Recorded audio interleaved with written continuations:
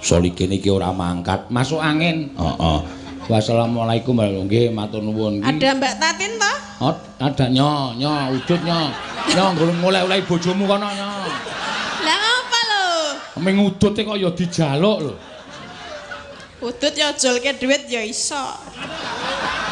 Lah sinden dermis.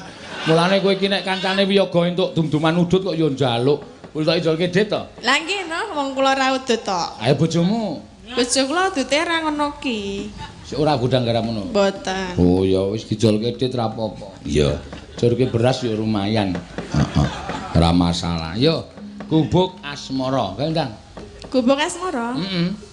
Isi ana siji neh engko. Apa jenenge? Liwung. Liwung. Terus iki siji neh nyuwun lagu duet lali janjine. Ya.